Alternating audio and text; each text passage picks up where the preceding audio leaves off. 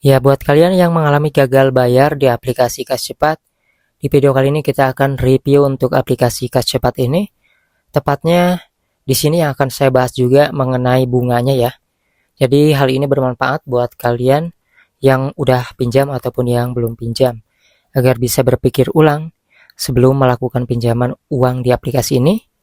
Dan untuk aplikasi ini sendiri bernama aplikasi Kas Cepat. Saya sudah cek di website resmi OJK, ternyata aplikasi ini resmi ya, masuk ke 96 pinjol yang resmi.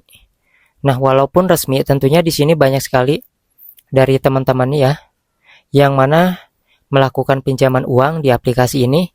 Memang kalau soal cairnya itu cepat, tetapi yang menjadi masalah yaitu bunganya ternyata tinggi, teman-teman.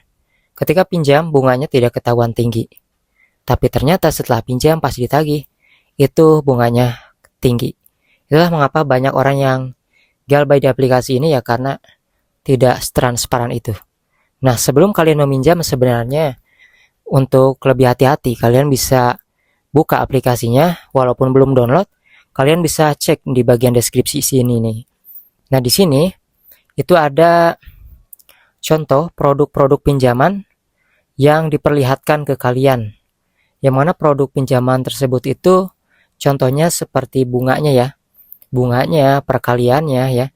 Bunganya ini per tahunnya berapa, per bulannya berapa, itu dapat dilihat. Nah, dilihatnya itu kalian bisa klik di panah ini. Nah, di sini kalian bisa lihat kan, ada contohnya ya. Misalnya kalian pinjam nominal segitu dikali bunga per bulan, lalu hasilnya berapa, total tagihan sama bunga itu berapa. Tentunya setelah kalian misalnya ada telat sedikit ya, pasti akan ada denda di setiap harinya akan terhitung. Nah, intinya untuk aplikasi ini bunganya lumayan tinggi ya. Dan buat teman-teman, untuk yang galbay di aplikasi ini, adakah DC lapangannya atau enggak? Untuk saat ini DC aplikasi Kas Cepat ini belum ada yang mengalami didatangi sih ya.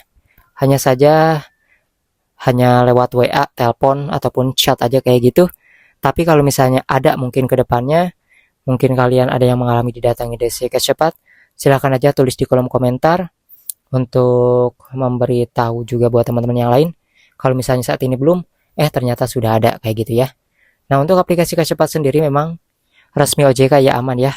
Namun hanya saja itu, masalahnya adalah dari segi bunganya ya teman-teman, yang lumayan besar menurut mereka yang sudah pinjam uang di aplikasi ini. Dan hal tersebut dapat kalian ketahui di pembahasan video pinjol yang Kas Cepat sebelumnya saya buat. Nah, buat kalian yang mau share pengalaman kalian pinjam uang di aplikasi Kas Cepat, silahkan aja tulis di kolom komentar ya. Dan nanti kita akan bahas lagi untuk pinjol yang resmi dan tidak resmi untuk memberikan informasi kepada kalian.